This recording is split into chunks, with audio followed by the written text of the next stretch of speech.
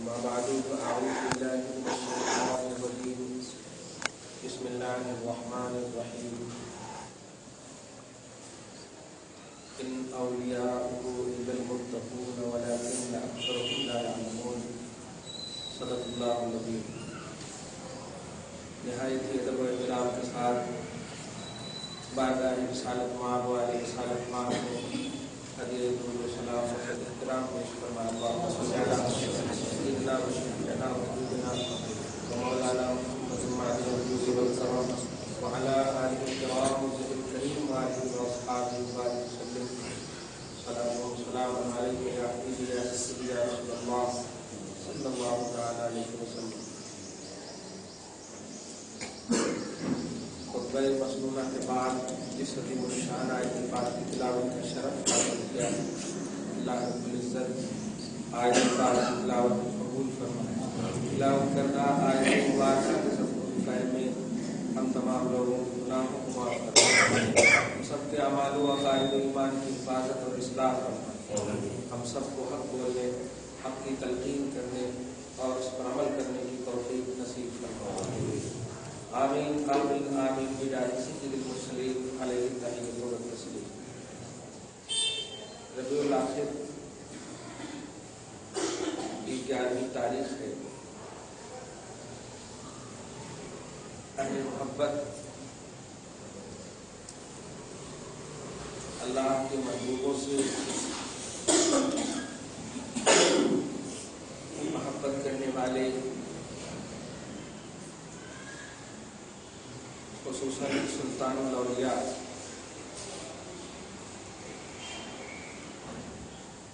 سلطان محی الدین شیخ عبدالقادر جیلانی قدس سرہ النورانی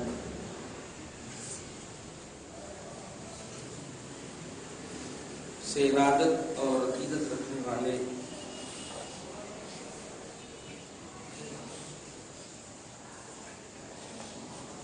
گیارہویں شریف سے بھی اس میں لیا گیا ہے. ظاہر ہے یہ عقیدت اور ارادت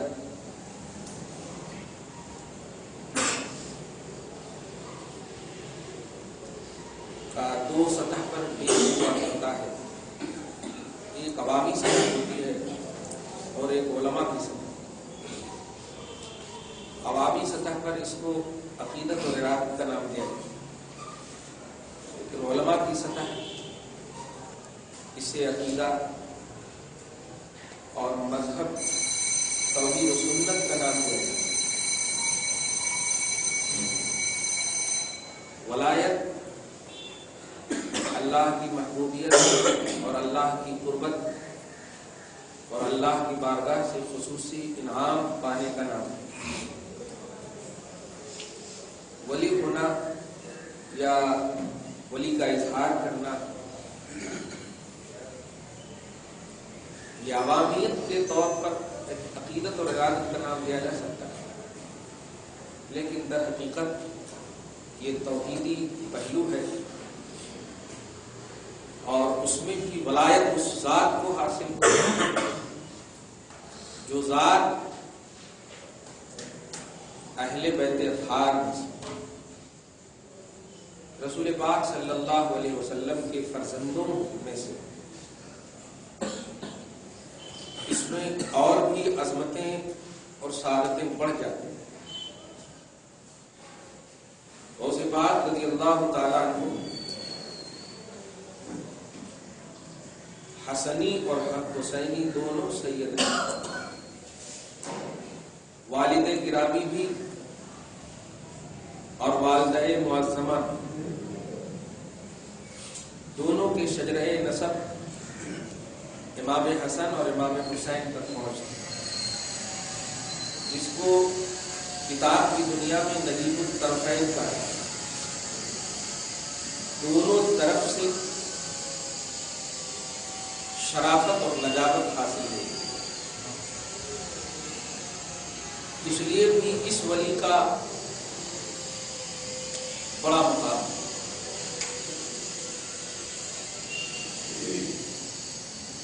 سارے ولی کسی نہ کسی نبی کے نقش پا پہ ہیں. نقش پا کا مطلب حضرت آدم سے لے کر جتنے بھی انبیاء کرام حضرت عیسیٰ تک آئے.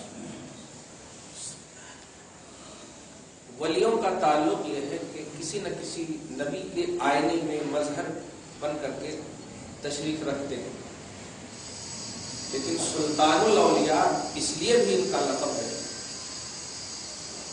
کہ آپ کے غوث اعظم رضی اللہ تعالیٰ عنہ امت محمدیہ کا یہ ولی محمد رسول اللہ کے نقش قدم پر خود فرماتے ہیں لکل ولی قدم و انی علی قدم النبی. آگے ہے اتصالی شعر کی دنیا میں ہر ولی کا ایک نقش قدم ہے، کسی نہ کسی نبی کے نقش قدم پر ہوتا ہے. کوئی ابراہیم کے نقش قدم پر، کوئی موسیٰ، کوئی عیسیٰ کے نقش قدم پر. اور نقش قدم کا مطلب ان کی صفت اور ان کا طرز عمل، ان کا طریقہ کار، اور حضرت غوث اعظم کا طریقہ کار محمد رسول اللہ صلی اللہ علیہ وسلم. اگر ایک جملہ یہاں پر بھی امت کو ایک عظیم عنوان دینے کے لیے ارشاد فرماتے ہیں، فرق یہ ہے کہ میں نبی نہیں. کمال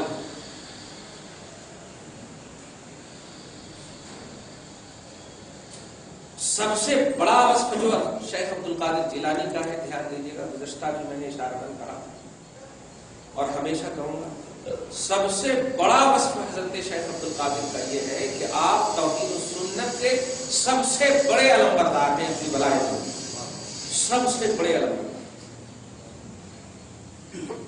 7 پہلو آپ کی تاریخ میں عظیم ملتا ہے. فقہ اور تصوف کا ایک پہلو ملتا ہے، فقہ جس کو آپ بولتے ہیں فقہ، اصل میں وہ اردو میں فقہ ہے. فا قاف سے فقہ خاصا فقہ بولتے ہیں، صحیح بولتے ہیں یا فقہ بولتے ہیں. فقہ اس کو بولتے ہیں.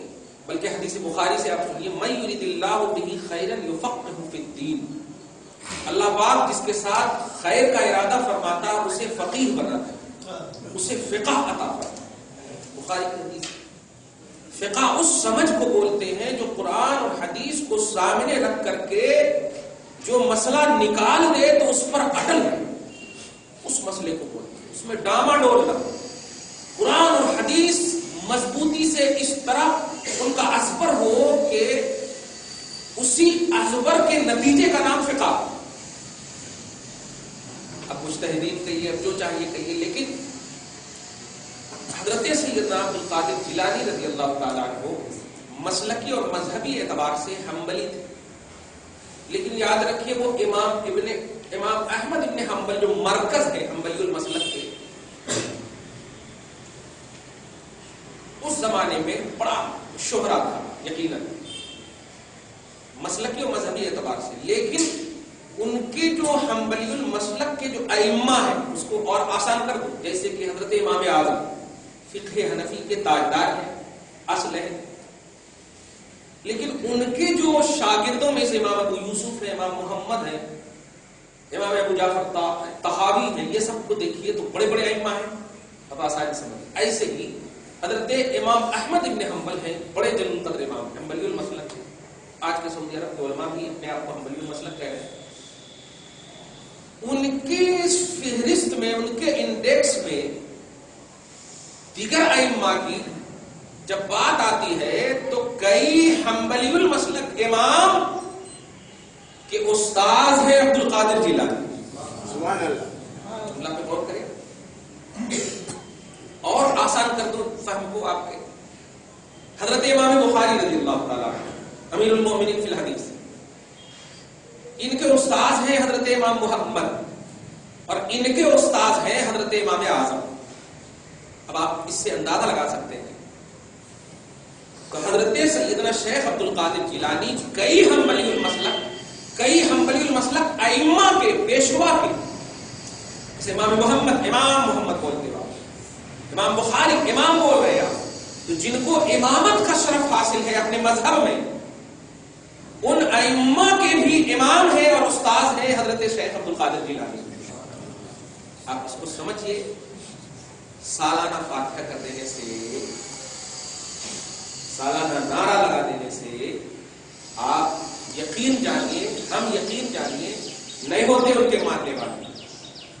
سمجھیے. ارے میں جب پڑھتا ہوں، ابھی 6 جلدوں میں عربی میں ہمارے پاس کتاب ہے تفسیر الجیلانی، جب میں پڑھتا ہوں تو ایک لائن کی تحقیق کرنے کے لیے مجھے ڈکشنری کی لائن لگانی پڑتی ہے کہ کیا معنی ہے، کیسا معنی ہے. اللہ اللہ، عربی میں اتنا عظیم صفت رکھنے والا امام، اور ان کو بس 1 سال میں فاتحہ کر دیے تو ہو گیا، اس کے اعظم کے ماننے والے ہو گئے. اس کو دھیان یہی ہے. اور یہ اس لیے بھی ہوا کہ اب سنیے خود ان کا نقطۂ نظر. فقہ و تصوف آپ کے زمانے میں 5ویں صدی ہجری کی بات کر رہا ہوں میں، 800-700 سال پرانے آپ کے زمانے میں فقہ و تصوف کو اتنا مطلب ایزی سمجھ لیا گیا تھا. جو چاہ رہے تھے منمانی کر رہے تھے، جو چاہ رہے تھے منمانی کر رہے تھے. ان کے استاد ہیں حضرت ابو سعید مخزومی، علم کے اعتبار سے، تحصیل کے اعتبار سے، عطا کے اعتبار سے تو اللہ تعالیٰ سے. تو ان کا جب انتقال ہو گیا تو ان کے جیسا ان کے زمانے میں حنبلی المسلک میں کوئی بھی شخص نظر نہیں آیا. ان کی جگہ پر حضرت عبد القادر جیلانی کو براجمان کیا گیا. توجہ دیجیے گا. اور سارے علماء، سارے مفتیاں، سارے ائمہ کے وہ مرکز بنے رہے. 33 سال تک علم دین اور فقہ و تصوف کا وہ درس دیا کہ اب آپ سنیے کہ صوفیت کا جو پہلو ہمارے خاص طور سے لدنی تصور میں بتاؤں گا کہ عالمی اسلام میں دیکھیے کنی کیا تصور. اللہ تعالیٰ آپ کو ہم سب کو صحیح فکر کے ساتھ زندہ رکھے. لیکن جو مشاہدہ ہے، جو تجربہ ہے، وہ پیش کر رہا ہوں. تصوف کا جو کانسیپٹ ہے، صوفیت کا جو کانسیپٹ ہے، یہ سب سے بڑا کانسیپٹ ہے کہ توحید اور رسالت کو کسی بھی زاویے سے اس پر آنچ نہ آنے دینا. یہی صوفیت ہے، یہی تصوف. تو فقہ و تصوف یہ دونوں علیحدہ علیحدہ چیزیں نہیں ہیں. ورنہ اگر ہم صوفی جس کو کہتے ہیں صوفی عباس صوفی، تو ابو بکر صدیق صوفی نہیں ہے، عمر فاروق صوفی نہیں ہے. نہیں، توحید اور سنت پر علمی اور عملی طور پر جو مکمل طور پر گامزن ہو اسی کا نام صوفی ہے. علمی طور پر، عملی طور پر نہیں، توجہ، صرف علمی اور عملی طور پر جو گامزن ہو اسی کا نام صوفی ہے، اور اسی کا نام حامل تصوف ہے. تو فقہ و تصوف کا لفظ چینج ہو سکتا ہے، لیکن تصوف کی روح توحید و سنت ہے، اور فقہ کی روح توحید و سنت ہے. اور ان دونوں کے مجمع البحرین تھے عبد القادر جیلانی کو. جملے کو غور کریں. آپ کتابیں اٹھا کر دیکھیے، آپ کے پاس نہیں ہے تو آپ آئیے، ہم عربی میں خالی دکھائیں گے آپ کو الفاظ. اب الفاظ دیکھ ہمارے کو سمجھ نہیں آتا، اتنا ضرور بولیں گے. یہی ہے ان کی علمی جلالت کو. آج صرف بس ایک بکرا کاٹ کے 2 مرغے کاٹ کے ہو گیا. یہ اپنی بیماری ہے، اس لیے اس کو دور کرنا اپنے ہی سے ضروری ہے. اس سے امید رکھ رہے ہو آپ کوئی جبرائیل آئیں گے نہیں. اس کو سمجھنا ہے آپ کو، ہم کو. اب ہم عام جملہ نہیں بولیں گے، ان کی تعلیمات کو عام کرنا ہے. یہ مقرروں کے جملے ہوتے ہیں. بس پھر سال ختم ہو جائیں گے، 11 مہینے تک کچھ نہیں. آپ اس کو محسوس کیجیے، ہمارا جو جملہ ہوتا ہے آپ اس کو محسوس کیجیے. غوث پاک رضی اللہ تعالیٰ عنہ اللہ کے اس برگزیدہ شخصیت کا نام ہے. ظاہر ہے مرکز توحید اللہ تبارک و تعالیٰ، اور جو اپنا قریب جس کو بنائے گا وہ ایسا کیسے ہو سکتا ہے؟ وہ خلیفہ کا نظر نیاز بتا، ایسا کیسے ہو سکتا ہے؟ یہی سمجھنا ہے ہم کو اور آپ کو کہ عبد القادر جیلانی کی علمی مرتبت کو سمجھیے، فقہی مرتبت کو سمجھیے، تصوفی مرتبت کو سمجھیے. ایسے علوم پر وہ فائز ہیں کہ خود علم جو ہے اپنی تحقیق کی بھی انہی سے مانگتی ہے. علم مانگتی ہوں کی تحقیق. یا اللہ، عبد القادر جیلانی کرامتوں سے خوب جانتے ہو آپ، مشہور بھی کرامتوں کے حوالے سے ہوئے ہیں.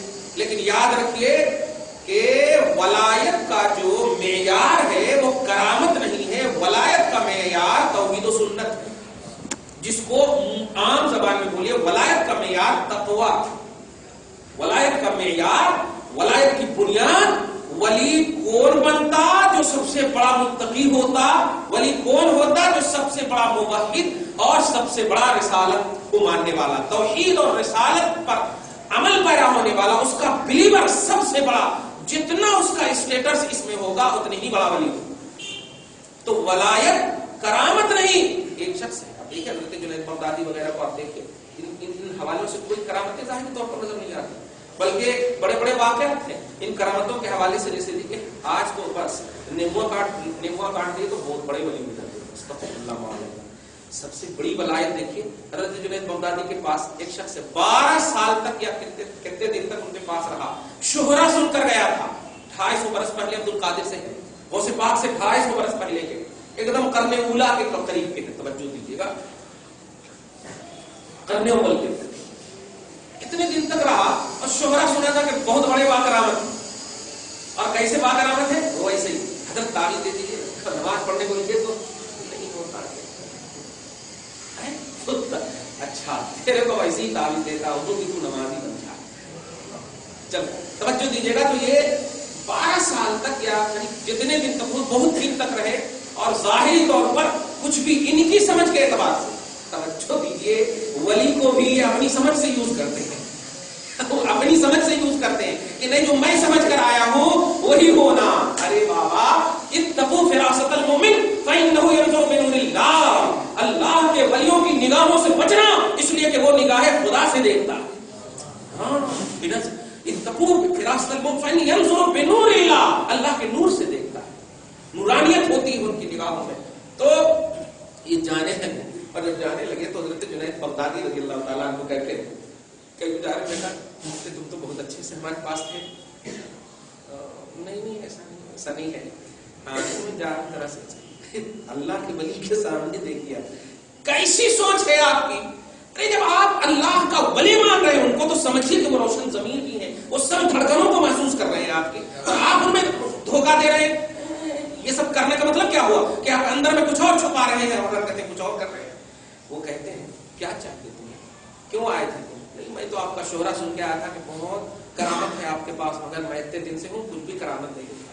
تو آپ نے بڑی محبت سے اور بڑی درد سوزی کے ساتھ, دل سوزی کے ساتھ آپ نے ارشاد فرمایا یہ بتا جتنے دن سے تو ہے میرے پاس, ایک دن بھی تکبیر تحریمہ, ایک دن بھی میری چھٹی ہے, ایک دن بھی بتا. انہوں نے کہا نہیں. تو آپ نے فرمایا کہ یہی تو کرامت ہے. دیکھا یہی تو کرامت ہے. سب سے بڑی کرامت استقامت فی الدین ہے, سب سے بڑی کرامت تقوی ہے, سب سے بڑی کرامت پرہیزگاری ہے, سب سے بڑی کرامت توحید و سنت پر مکمل گامزن رہنا ہے عملی دنیا. جملہ تو دل کی دنیا ہی بدل گیا. بات ایسی ہے تو بس حضور ہم تو سوچے تھے ہی نہیں بس جنتی کھانا کھلا دیجیے آپ مجھ کو, یہ دل دے دیجیے مجھ کو, وہ گھر بنا دیجیے, ہو گیا. نہیں, یہ ظاہری طور پر جو عوام سمجھتی ہے جس کو کرامت, وہ ولایت کا معیار ہی نہیں ہے. وہ تو ایسے ہی ہے یار کہ پورا کھانا کھا لیجیے, ایک دو جو پلیٹ میں بچا رہتا وہ چاٹنے کی منزل, بس وہ ایک دم نمک کے ایک دانے کی منزل میں ہے. کرامت یہ ان سے ریلیٹڈ ہے, ولایت ان سے ریلیٹڈ نہیں ہے. ہاں کرامت ان سے ریلیٹڈ ہے, ولایت ان سے ریلیٹڈ نہیں ہے. چنانچہ قرآن پاک کی جو آیت کریمہ سورہ انفال کی آیت نمبر 34 تلاوت کی ہے, اس کا مفہوم دیکھیے. اللہ خود فرماتا ہے, مفہوم کا ٹرانسلیشن دیکھیے, ان اولیاءہ الا المتقون, اللہ کے ولی صرف اور صرف تقوی والے ہی ہوا کرتے ہیں. ولکن اکثرهم لا يعلمون, لیکن اکثر لوگ اس سے بے خبر, اکثر لوگ کچھ نہیں جانتے. جائیں گے یوسفین کی بارگاہ میں, جائیں گے شرف الدین بابا کی بارگاہ میں, اور شرف الدین بابا کو پیٹھ لگائیں گے اور سجاد نصیر کے پاس بیٹھے رہیں. میں انکار نہیں کر رہا ہوں کسی ذات کا, مگر بتانا یہ چاہتا ہوں کہ شرف الدین بابا قابل احترام ہے, یوسفین بابا قابل احترام ہے. ان کی بارگاہ کا جتنا بھی کوئی بھی ہو, چاہے جبہ والا ہو یا امامہ والا ہو, سب ان کی بارگاہ کا خوش اچھی. اس لیے وہاں پر دکان جمانے والا پہلو نہیں ہونا چاہیے, سب کو ان کی بارگاہ میں لو لگانی. یہ وہ ہے ولی, ان سے لو لگانی چاہیے. وہ ہے اللہ والے, وہاں پر مظہر صفات, وہ ہے مظہر صفات خدا. اللہ کا نور وہاں ہے, اللہ کا کرم وہاں ہے. اسی لیے بخاری شریف کی حدیث پاک ہے کہ جب کوئی بندہ میرا قریب ہو جاتا ہے, کوئی بندہ سجادہ بن جاتا نہیں, جب میرا محبوب بن جاتا ہے, لا یزال یتقرب الی بالنوافل حتی احببتہ, جب بندہ فرائض اور واجبات کی تکمیل کے بعد نوافل کے ذریعے سے میرا قرب حاصل کر لیتا ہے, تو میں ان سے اس طرح محبت کرنے لگتا ہوں کہ فَكُنْتُ سَمْعَهُ الَّذِي يَسْمَعُ بِهِ, میں اس کی کان بن جاتا ہوں جس سے وہ سنتا, وَبَصَرَهُ الَّذِي يَبْصُرُ بِهِ, اور میں اس کی آنکھ بن جاتا ہوں جس سے وہ دیکھتا, وَيَدَهُ الَّذِي يَبْطِشُ بِهَا, اور میں اس کی ہاتھ بن جاتا ہوں جس وَرِجْلَهُ الَّتِي يَمْشِي بِهَا، اور میں اس کا پاؤں بن جاتا ہوں جس سے وہ چلتا ہے. بخاری کی حدیث ہے. دیکھا تو کس کو کہا؟ اللہ نے اپنے محبوب کو کہا، اپنے مقبول بندے کو کہا. ہمارا اور آپ کا کیا ہے؟ تعویذ اور گنڈا لے کر کے بیٹھے ہیں درگاہ شریف، تو آپ درگاہ کے ولی کی یہ انسلٹ بھی کرتے ہیں کہ ان سے جا کر تعویذ لیں، ان سے جا کر کے آپ یار کچھ تو کرو، آپ کچھ تو، ارے اتنے بڑے ولی ہیں. یہ تو ایسے ہی ہوا کہ آپ رسول پاک کی بارگاہ میں موجود ہو اور مسئلہ پوچھیے حضرت عمر سے، خبردار ڈانٹ دیں گے. حضرت عمر خود ڈانٹ دیں گے. دنیا اب تاریخ اسلام اٹھا کر دیکھیے، پورا مسئلہ معلوم ہوا کرتا تھا عمر کو، ابو بکر صدیق کو، خلفائے راشدین کو، مگر کوئی بھی بارگاہ رسالت میں اگر کچھ بھی اپنی الجھنوں کو پیش کرنا مقصود ہوتا تو وہ ابو بکر سے نہیں کہتے کہ یہ ایزی مسئلہ ہے، چھوٹے سے چھوٹا مسئلہ بارگاہ رسالت میں پیش کیا. وجہ جب اعلیٰ موجود ہوتا ہے تو ادنا آٹومیٹک وہاں پر چپ رہنا، وہاں پر زبان نہیں کھول سکتا اعلیٰ کے رہتے ہوئے. اس لیے لوگوں اس تصور کو بھی آپ محسوس کرو، آپ کو فیض کیوں نہیں مل رہا، اور اسی نہ ملنے کی وجہ سے آج ولایت کا انکار بھی ہو جائے، کیونکہ صحیح سے استعمال نہیں کر رہے اپنی توحید کو، صحیح سے استعمال نہیں کر رہے اپنے رسالت کو. اب آپ غور کیجئے، ابھی گزشتہ میں نے بتایا کہ حضرت عمر، ارے باپ رے، نبوت کا دروازہ کھلا رہتا تو انہوں بنتے. عمر فاروق اور باہبلی حضرت علی، واہ علی بیٹھ کر کے دعا کرتے تھے. کیا کریں، ان کی نسلوں در نسلوں میں ہندوستان میں آ کر پورے آنا ساگر کو ایک کنویں میں ڈالنے والے، پورے آنا ساگر کو. خالی بولا جب معین الدین کہتا ہے کہ اس میں آ جا اما، نسلوں میں ارے بہت ہی زیادہ ریفائن ہوتے ہوتے خون آیا ہوگا نا، لیکن علی کے پاس تو ڈائریکٹ نبوت کے فیض کا خون ہے ڈائریکٹ. لیکن وہ آ رہے ہیں حضرت اویس قرنی کی بارگاہ میں، وہ اس لیے نہیں کہ وہ افضل جان رہے، وہ اس لیے کہ مصطفیٰ کا آرڈر ہے، وہ رسول پاک کا آرڈر ہے، اور رسول پاک کا آرڈر خدا کا آرڈر ہوا کرتا ہے. تو ولایت توحید اور رسالت کے ماننے کا نام ہے، ڈسکس نہیں کرنا چاہیے. اگر آپ کو فیض نہیں مل رہا ہے اللہ کے ولیوں کی بارگاہ سے، آپ کو یوسف شرف الدین بابا کی بارگاہ میں جانے کے بعد فیض نہیں مل رہا ہے، تو سمجھ جاؤ کہ ہمارے اندر کرپٹ ہے، ہمارے اندر گڑبڑی ہے، ہماری توحید اور رسالت میں کچھ نہ کچھ کمی ہے. یہ دھیان رکھنا چاہیے. اور وہ سب سے بڑی کمی یہ ہے کہ آپ جاتے ہیں ایک دم الٹے پلٹے انداز میں جاتے ہیں، نہ کوئی درود ہے زبان پہ، وہاں پر بھی درگاہ میں بھی ہلو، ہاں میں درگاہ میں. کتنی بڑی انسلٹی ہے. صحابہ کو دیکھ رہے ہیں آپ، منہ میں کنکڑی ڈال لیتے تھے. حدیث کا جملہ ہے کہ رسول پاک کے صحابہ مصطفیٰ کی بارگاہ میں ایسے بیٹھتے تھے جیسے کہ ان کے سروں پر پرندے بیٹھ گئے ہوں کہ ہلیں گے تو کہیں اڑ نہ جائے، ایسا اس طرح سائلنٹ رہا کرتے تھے. تب جا کر کے صدیق کا تاجدار بنتا ہے کوئی، تب غنی بنتا ہے کوئی، فاروق اعظم بنتا ہے کوئی، عثمان غنی مولا کائنات بنتا ہے کوئی. یہی ہے آج شیخ عبد القادر جیلانی کیا کچھ نہیں کر رہے ہیں. بخدا کہہ رہا ہوں کچھ نہیں کر رہے امت کے لوگ، کوئی صحیح سے نہیں مان رہے ہیں، کیونکہ ان کا ماننا توحید اور رسالت ہے، ان کا ماننا توحید اور رسالت. اور یہاں پر یہ بھی ذہن نہ دیا جائے کہ نماز پڑھ لیا حج کر لیا، نہیں، ان کا ماننا توحید اور رسالت ہے، یعنی ان کی ذات کو سمجھنا ہے، ان کی ذات سے آپ کا ریلیشن ہونا چاہیے، ان کی ذات سے آپ کی قربت ہونی چاہیے، اس لیے کہ یہ وہ ذات ہے جو دیگر انبیاء کے نقش قدم پر رہنے والے دیگر ولیوں کی طرح نہیں، یہ آپ کے محمد رسول اللہ کے نقش قدم پر رہنے والی ذات کا نام ہے. وہ سلطان الانبیاء ہے، یہ سلطان الاولیاء ہے، سلطان الاولیاء ہے. ان کی کتابوں کو دیکھیے، باپ رے باپ، ایک ایک بحث پر 40 دن تک، 50 دن تک علمی نقطہ جب بیان کرتے تھے تو لوگوں کو کہنا پڑتا تھا حضور ختم ہوتا نہیں ہوتا، ختم ہوتا یا نہیں ہوتا. کہاں سے دلیل پیش کرتے تھے کہ کتاب والے خود حیران ہو جاتے تھے کہ میں نے جو یہ عبارت لکھی ہے میری مراد یہی ہے یا نہیں. غوث وہ مراد پیش کر دیا کرتے تھے، وہ مراد پیش کیا کر دیتے تھے. اور جانتے ہیں کیوں؟ سنیے، اس کی سب سے بڑی وجہ جو پوری تقریر کا خلاصہ دے رہا ہوں، ہمارے اندر سے کیا چیز گم ہوئی تھی. 3 حضرت عبد القادر جیلانی اور ان کے ایک دوست تھے، 2 دوست ساتھی، پڑھنے کے زمانے کے اعتبار سے بولتے ہیں. یاد رکھیے، غوث اعظم وہابی ولی بھی ہے اور کسبی ولی بھی ہے. وہابی ولی بولے تو ڈائریکٹ اللہ عطا کرتا، ڈائریکٹ اللہ عطا کرتا. اور کسبی بولے تو محنت کرتے. تو آپ محنت بھی کرے 30 سال 40 سال تک محنت بھی کرے, ماں باپ سب کو چھوڑ چھاڑ کر کے دین کے حصول کے لیے آپ محنت بھی کرے, تو اس محنت کی بنیاد پر بھی رب نے آپ کو ولی بنا دیا. اور آپ کے اندر نیچرلی طور پر وہ خمیر دیکھا کہ وہ نیچر کی بنیاد پر بھی آپ کو ولی عطا کر, ولایت عطا کر. تو آپ دونوں طرف سے ولایت کے تاجدار ہیں. توجہ دیجیے گا. تو یہ دو ساتھی تھے ان کے پاس. اب یہاں پر کتے والی بات نہیں ہے, دھیان دیجیے, یہ سب علمی بات ہے. ہاں, ہم نے سب کو جمع کر کے آپ کے سامنے 3 ساتھی تھے. آپ تھے اور ایک دو تھے. ایک اللہ کے جلیل قدر ولی ان کے استادوں میں سے, ان کے زمانے میں ایک شہرہ آفاق شخصیت موجود تھی. اور اسی اعتبار سے کیا کہ ارے وہ بہت بڑے اللہ والے ہیں, ایسا ہے ویسا. تو یہ 2 جنے جو ساتھی تھے ان کے, یہ دونوں بولے میں ان سے یہ سوال کروں گا, ان کا جواب دیتے یا نہیں. ایک جنے اور بولے کہ دیکھتا ہوں میں کتنا علم ہے, میں تم سے نہیں بولتا ہوں, میرے اندر کیا ہے سوال دیکھتا ہوں. اگر انہوں بتائے سوال بھی جواب بھی تو ٹھیک.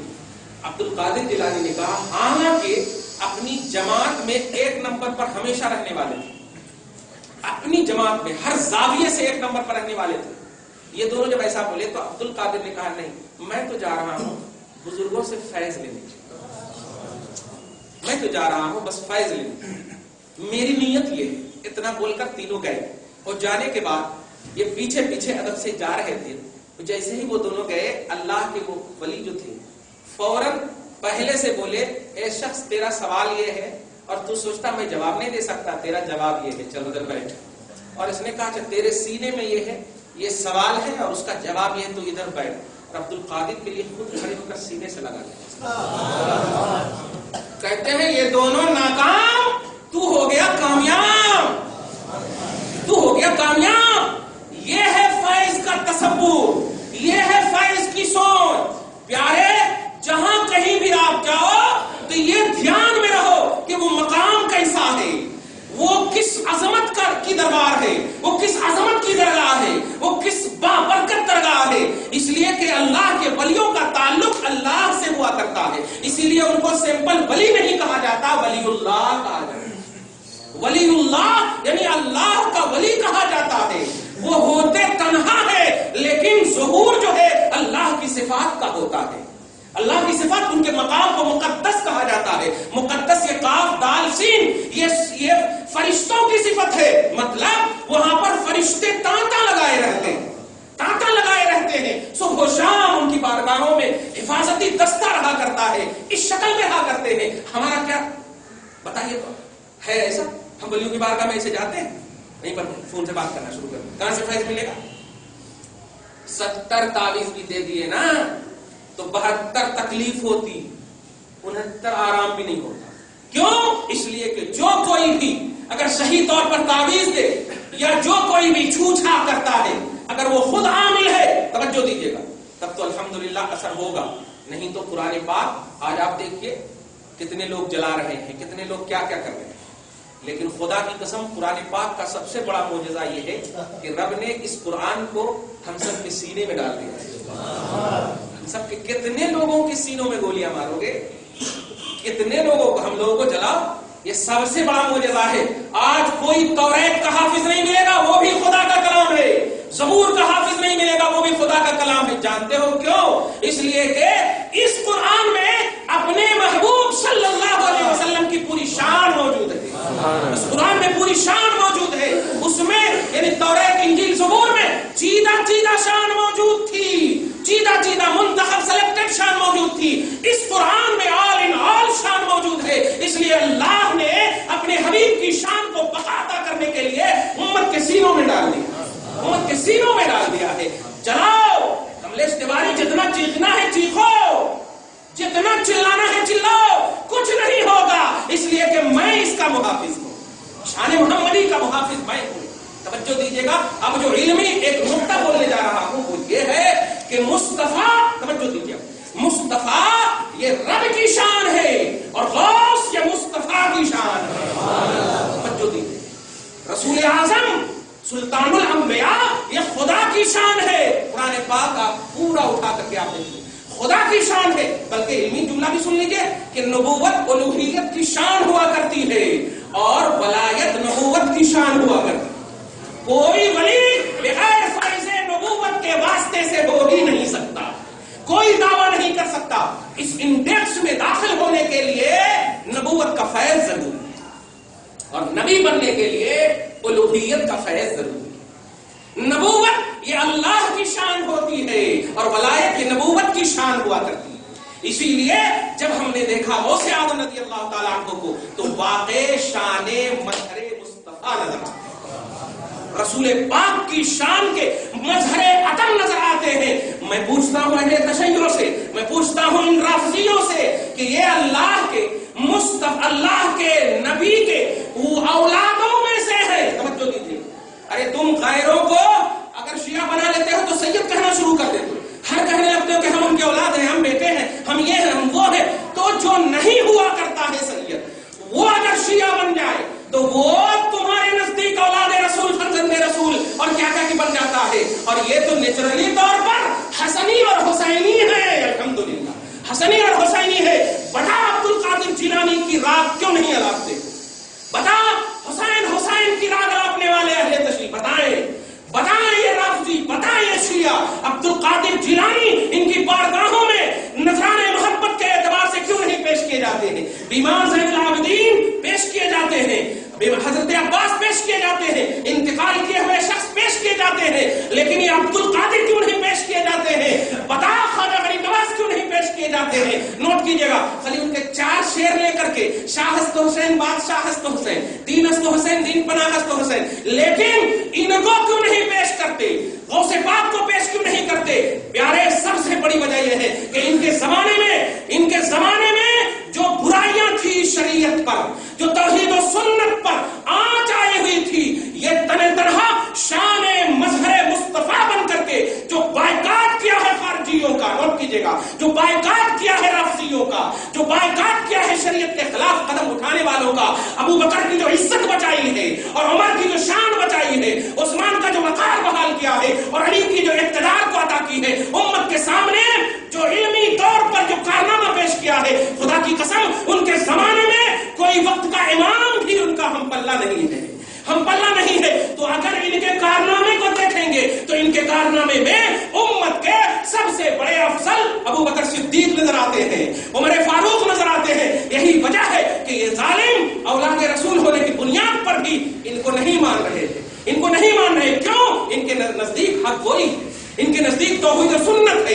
ان کے نزدیک ولایت کا معیار یہ چھوچھا پھوٹا نہیں ہے، ان کے نزدیک قرآن حدیث ولایت کا معیار۔ اس لیے ہم دیکھتے ہیں تو پیارے خدا کے واسطے تمہارے اور شیعہ میں پھر فرق کیا ہے؟ آپ اتنا مانتے ہو کہ نہ ماننے کی